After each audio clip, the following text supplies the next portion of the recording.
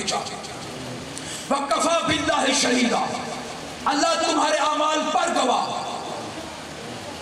میرے نبی کے لیے اللہ کی آواز ہے، یا ایھا النبی انا ارسلناک شاہدا ومبشرا، میں نے تجھے گواہ بنا کر بھیجا۔ جب اللہ عشق کی منزل اور آگے بڑھا، اللہ نے اپنے لیے کہا ان اللہ غفور الرحیم، ان اللہ عزیز الحکیم، واللہ رؤوف بالعباد، اللہ غفور بھی ہے، اللہ رحیم بھی ہے، اللہ رؤوف بھی ہے۔ میرے نبی کے لیے اللہ کی آواز آئی عزیز علیہ ما عنتم حریص علیکم بالمؤمنین رؤوف الرحیم، میرا نبی رؤوف بھی ہے، غفور بھی ہے، رحیم بھی ہے۔ جب عشق کی منزل اللہ ایک قدم اور آگے بڑھا، اللہ رب العزت نے امت کے لیے قانون الگ بنایا، نبی کے لیے قانون الگ بنا کے زمانے کو بتا دیا زمانے والوں تم اور ہو، مصطفیٰ اور ہے۔ نبی کے لیے قانون یہ بنا بسم اللہ الرحمن الرحیم، خبردار لا ترفعوا اصواتکم فوق صوت النبی، کبھی بھی اپنی آواز کو میرے نبی کی آواز پر بلند مت کرنا۔ بسم اللہ الرحمن الرحیم، یا ایھا الذین آمنوا لا تقدموا بین یدی اللہ ورسولہ، خبردار کبھی بھی میرے نبی کے آگے مت بڑھنا۔ میرے نبی کی آواز پر اپنی آواز کو بلند نہ کرنا، جیسے خود ایک دوسرے کو پکارتے ہو، میرے نبی کو کبھی ایسے نہ پکارنا۔ اگر ایسا کیا تو کیا ہوگا؟ ان تحبط اعمالکم، تمہارے اعمال برباد ہو جائیں گے۔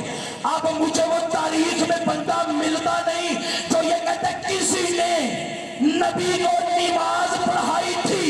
اللہ کہہ رہا ہے اگر نبی کے آگے کھڑے ہو گئے سارے اعمال برباد۔ اب لے آؤ جسے آگے کھڑا کرنا ہے، عزت کے لیے، شرف کے لیے لاؤ۔ ہمارا نظریہ یہ ہے فقہ آل محمد کا، اگر کسی معصوم کی قبر کی طرف پشت کر کے نماز ادا کی، نماز باطل۔ جب کوئی نماز پڑھائے گا تو اس کی پشت کدھر ہوگی؟ نمازیوں کی طرف۔ تو اگر کسی نے رسول کو نماز پڑھائی، اللہ کہہ رہا ہے اگر رسول کے آگے کھڑے ہو گئے اس کے اعمال ختم۔ اب لے آؤ جس کو شرف کے لیے آگے نہیں جانا، برباد۔ یہ میرے نبی کا مقام ہے، یہ میرے نبی کا رتبہ ہے، اور خبردار مقام مصطفیٰ، مقام محمد مصطفیٰ بہت بلند ہے۔ بس اسی شعر پہ جو عربی زبان کا ہے گفتگو کو چھوڑ رہا ہوں۔ کیا حسن تھا میرے نبی کا، کیا جمال تھا میرے رسول کا۔ حسان بن ثابت جس کے اشعار کو آئمہ سنا کرتے تھے، امام معصوم حسان بن ثابت، اس نے شعر لکھا میرے رسول کی شان میں، اجمل منک لم تری عینی قط واحسن منک لم تلد النساء۔ اے رسول آج تک ان آنکھوں نے آپ جیسا حسین کبھی دیکھا ہی نہیں۔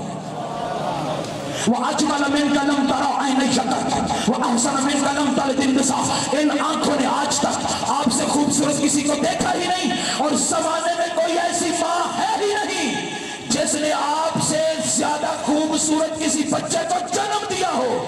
خُلِقْتَ مُبَرَّأً مِنْ كُلِّ عَیب كَأَنَّكَ قَدْ خُلِقْتَ كَمَا تَشَاءُ۔ میرا نبی حسان بن ثابت کہہ رہے ہیں اے میرا رسول آپ کو اللہ نے ایسے خلق کیا جیسے آپ کے مشورے شامل حال تھے۔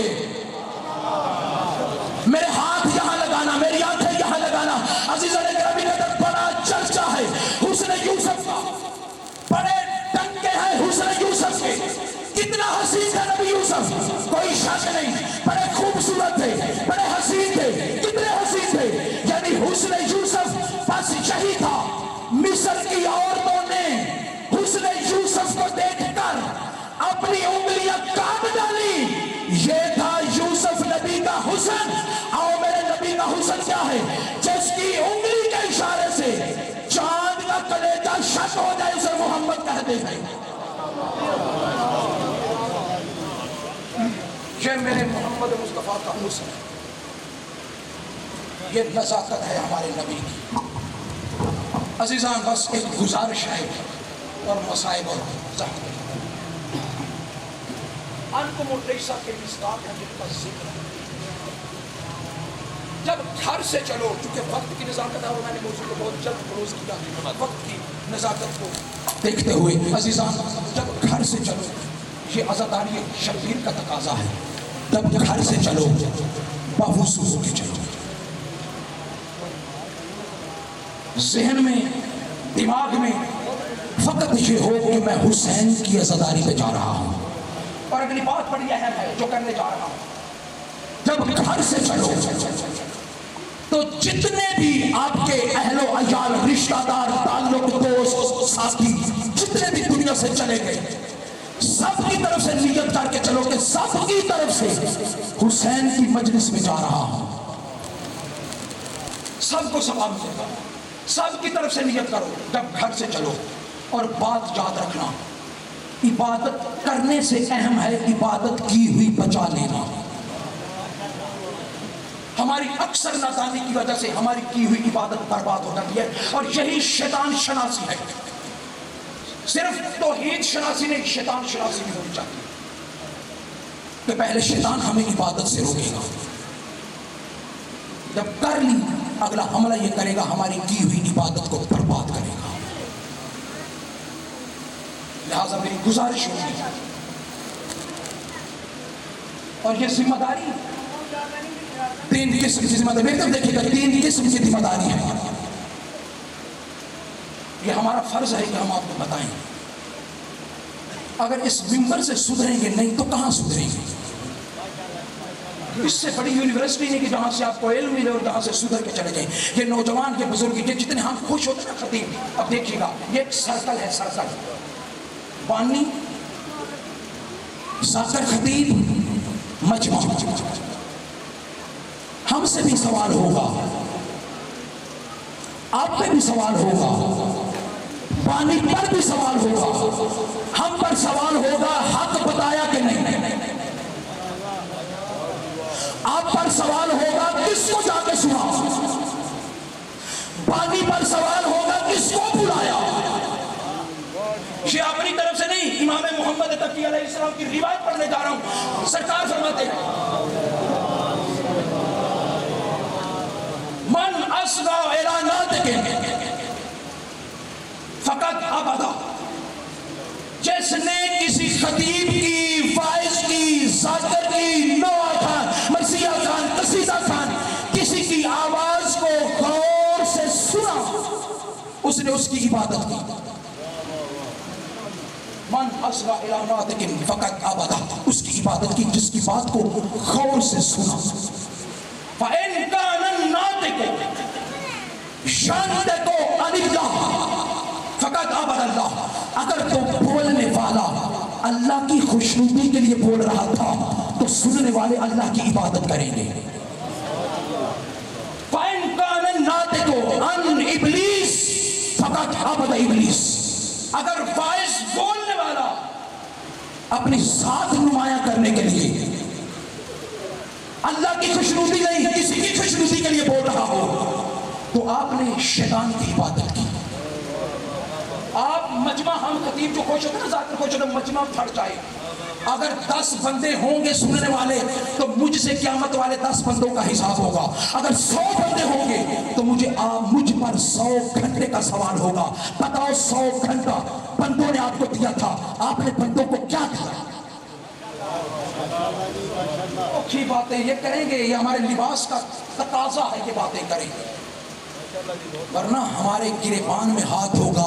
ڈر لگتا ہے سجدہ سے کہ قیامت والے دن سجدہ کا ہاتھ ہمارے گریبان میں ہوگا۔ علم دیا تھا، بولنے کا طریقہ دیا تھا، سلیقہ دیا تھا، ہمیں جوش کتاب سب کچھ تمہارے پاس تھا، ملکہ تھا، لوگ سننے کے لیے آتے تھے۔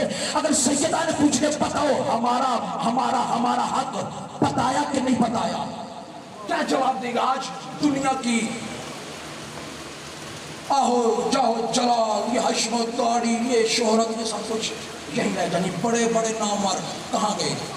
عزیزان، اس حسین کی مجلس کو اتنی، اور یاد رکھیے گا کیمرے کی آنکھ میں اتنے بندوں کی موجودگی میں ذمہ داری کے ساتھ، جب آپ حسین علیہ السلام کی مجلس میں آتے ہیں نا، فرشتے آپ کے دائیں بائیں، آپ کے استقبال کے لیے آگے پیچھے، آپ آپ معمولی میں اپنی عظمت کو پہچانو. آپ کا مقام کیا ہے, آپ کی شان کیا ہے, آپ کا رتبہ کیا ہے. فرشتے آپ کے استقبال کے لیے. اور اگلی بات, امام حسین اپنے ہر عزادار کو اس کا نام لے کر بلاتے ہیں. آپ آتے نہیں, آپ کو بلایا جاتا ہے. ہم کون ہیں کہ ہماری مجلسوں میں وہ آئیں؟ یہ ہم ہیں جو ان کی مجلسوں میں جاتے ہیں. ہماری اوقات کیا ہے کہ ہماری مجلسوں میں وہ ہیں؟ نا بابا, وہ پہلے ہوتے ہیں, ہم آتے ہیں. ہمیں وہ بلاتے ہیں نام لے کر. وہ حسب و نسب سے جانتے ہیں, نام لے کر ہمیں بلاتے ہیں. عزیزو, کبھی بھی نوجوان بالخصوص سب پہ واجب ہے نماز کو کبھی بھی فراموش نہ کرنا. کبھی بھی, ہاں کیا کیوں ہے, کبھی فراموش نہ کرنا. امام حسین نے شام غریباں اپنی بہن زینب کو ایک وصیت کی, یا اختہ لا تنسانی فی صلاۃ اللیل, مجھے نماز تہجد میں کبھی فراموش نہ کرنا. بی بی نماز تہجد پہلے بھی پڑھتی تھی. 10 محرم کے بعد علماء نے کمال جملہ لکھ دیا ہے, بی بی تہجد کی نماز پہلے بھی پڑھتی تھی, 10 محرم کے بعد بھی پڑھی. لیکن پہلی نماز اور بعد کی نماز میں فرق بہت ہے. پہلے نماز وضو کے ساتھ, 10 محرم کے بعد گھوڑوں کی ٹاپوں سے اڑنے والی ریت کے تجمم کے ساتھ. پہلے بی بی نماز تہجد پڑھتی تھی اللہ کی بس بندگی. 10 محرم کے بعد حسین کی یاد اور اللہ کی عبادت. اور یہی نماز تہجد ہے جس میں حسین نے اپنی بیٹی سکینہ اللہ سے مانگی تھی, پروردگار مجھے ایک ایسی بیٹی عطا کر جس کے بغیر میں نہ رہ سکوں, وہ میرے بغیر نہ رہ سکے. یہ سکینہ حسین کی دعاؤں کا نتیجہ ہے. اصل نام ہے بی بی کا فاطمہ, عربوں میں نام معروف فاطمہ ہے. یہ بر صغیر پاک و ہند میں سکینہ معروف ہے. حسین کے دل کی تسکین کا نام ہے سکینہ. جس کی زندگی تھوڑی مصائب زیادہ. بی بی عالیہ جناب زینب سلام اللہ علیہ کی مقتل نگاروں نے زندگی لکھی ہے 53 یا 55 سال. جو دکھ علی کی بیٹی کو 55 سال میں ملے, وہی دکھ حسین کی 3.5 سالہ سکینہ کو ملے. بس میں ایک کا دو جملہ تکمیل عبادت کے لیے برادر بزرگوار اچھا مصاحب خان آپ کو انشاءاللہ سنائیں گے, بس عبادت مکمل ہو جائے. عزیزان گرامی قدر, حسین کی یہ 3.5 سالہ سکینہ لٹا ہوا قافلہ جب شام کے بازار میں آیا, حسین کی 3.5 سالہ بیٹی باپ کے سر والے نیزے کے قریب آ کے کہتی, بابا تجھے کچھ دکھ سناؤں؟ نو کے سینہ سے آواز آئی, ہاں میرا لال دکھ سنا. حسین کی بیٹی تڑپ کے کہتی, بابا یتزلزل جدران الشام, شام کے بازار میں سکینہ اپنے دکھ سنائے گی, شام کی دیواروں میں زلزلہ آ جائے گا. نو کے سینہ سے آواز آئی, میرا لال مجھے دکھ سنا. حسین کی بیٹی نے جو دکھ سنائے, پہلا مرثیے کا جملہ بی بی فرماتی, ابھی لقد کشفت ثیابی, ابھی آنکھیں کھول اور دیکھ میرا لباس اتنا میلا ہو گیا ہے. شام کے بازار میں ان شامیوں کے بچے میرے قریب آ کے کہتے تھے, قائدان کیا تیرا باپ زندہ نہیں جو تجھے نیا لباس لے کے دے سکے؟ بابا ایک امیر زادی نے مجھے غریب زادی پہ ایسا سوال کیا, میں نے موت کی دعا مانگی. نو کے سینہ سے آواز آئی, میرا لال کون سا سوال؟ بی بی تڑپ کے کہتی, بابا ایک رئیس زادی مجھے غریب زادی کے قریب آ کے کہتی, قائدان کیا ہوا تو تیرا باپ زندہ نہیں؟ میرے ساتھ چل, میری ماں نے صدقے کا لباس بنا رکھا ہے, میں تجھے لباس دے دیتی. بابا میں اسے کہتی رہی, میں سید زادی ہوں, صدقہ ہم میں حرام ہے. اگلا بین کر کے سیدہ کہتی, بابا اور دکھ سناؤں؟ جی میرا لال. بی بی تڑپ کے کہتی, بابا مجھے اتنا بتاؤ, کیا بھائیوں کے سامنے بہنوں کو مارا جاتا ہے؟ نو کے سینہ سے آواز آئی, نہیں میرا لال. بی بی تڑپ کے کہتی, بابا روتی اس لیے ہوں, ان الشمر یضرب علی خدی امام عقی السجاد. بابا شام کے بازار میں شمر میرے ताजियाने मारता था, सज्जाद की आंखों का लहू भर जाता था, सज्जाद की आंखों से लहू का गिरिया आता था। अजरकुम अल्लाह अजीजो, ये हुसैन की वो सकीना है जिसकी जिंदगी थोड़ी दुख ज्यादा। शाम के बाजार से, शाम के दरबार में ये काफिला दाखिल हुआ, तकमील इबादत के लिए छोड़ रहा हूँ, दाखिला दरबार यजीद में। ईसाई मजहब का सफीर रूम से आया हुआ यजीद के दरबार में बैठा था। कैदियों को देख के कहता है, यजीद इस छोटी कैदन को या रिहा कर दे या इसकी पेशी की तारीख तब्दील कर दे। कहता क्या वजह है? कहता वो देख, मैं देख रहा हूँ, गिरना चाहती है, रस्सियां उसे गिरने नहीं दे रही, उठना चाहती है लेकिन उठ नहीं सकती। यजीद इशारे से पूछता है, तेरा नाम क्या है?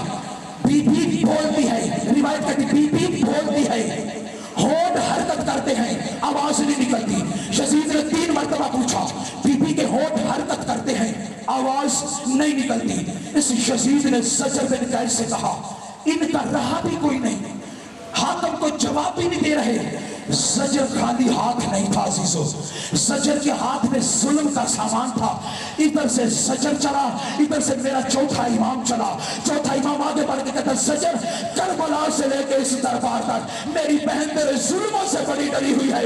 वो देख मेरी बहन जवाब तो देती है लेकिन गर्दन की रस्सी इतनी तंग है, आवाज नहीं निकलती। सजर कहता है कि सज्जाद उठ, बहन के गले की रस्सी खोल। इमाम के अपने हाथों में हथकड़ियां थी, हथकड़ियों वाले हाथ अपनी बहन सकीना की गर्दन के करीब। सजर सिपाही को देख के कहता है, कैसे खोलेगा रस्सी? इसके अपने हाथ बंधे हुए हैं। सिपाही पहले इसके हाथ खोल। इमाम सज्जाद के हाथ खुले, जिसने हुसैन की बेटी का पुरुषा देना है। इमाम के हाथ खुले, खुले हुए हाथों को इमाम ने जनाब सकीना की गर्दन के करीब किया। इमाम की आंखों में आंसू है। इमाम कहता, सकीना मैं तेरा कहाँ का शुक्रिया अदा करूं, और मेरी रस्सियां पहले खलवा दी है, अपनी बात में खलवा रही है। और सकीना करबला से लेके यहाँ तक जहां भी पानी मिलता था मेरी जंजीरों पे डालने कहती थी, गर्मी बहुत ज्यादा है, जंजीरें गर्म हो गई है। इमाम ने बहन के गले की रस्सी खोली। यजीद पूछता है, तेरा नाम क्या है? अब बीबी के होंठ मुतहर्रिक हुए, आवाज निकली, नाम मेरा फातिमा है, पापा मुझे प्यार से सकीना कहा करते थे। अच्छा, बड़ा प्यार था तेरे पापा को तेरे साथ। ये मुशाहिदा है, बेटों का प्यार मां से ज्यादा होता है, बेटियों की मोहब्बत बाप से ज्यादा होती है। जिनके घरों में 3-4 साल की बेटियां हैं ना, किसी दिन आजमा के देख लेना, सारा दिन बाप घर से बाहर रहे ना, शाम को बाप आए, बेटी का गोश में बैठ के सारे दिन के किस्से सुनाएगी। बाबा आज आप घर नहीं थे, मुझे माँ ने मारा, मुझे भाई ने मारा। मुद्दत के बाद सकीना को जब मौका मिला ना पापा की बातें करने का, सकीना कहती मुझे बड़ा प्यार करते थे मेरे बाबा। तहज्जुद की फजर की नमाज पढ़ के जब पापा घर आते थे, अपनी आगोश में बिठाकर मुझे खजूरें खिलाते थे। सकीना को मौका मिला पापा की बातों का, अच्छा खजूरें बड़ी पसंद है।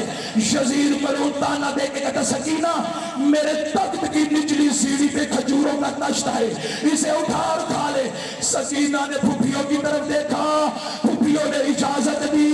अपने भाई सज्जाद की तरफ देखा, बीमार इमाम ने इजाजत दी। बीबी कांपते हुए हाथों से तश्त का रुमाल हटाया। अजीजों नीचे खजूरें नहीं थी, एक तरफ अली असगर का सर था, एक तरफ बाबा का सर था। सर को देख के कहती, बाबा तमाचे तो बेटों के बर्दाश्त नहीं हो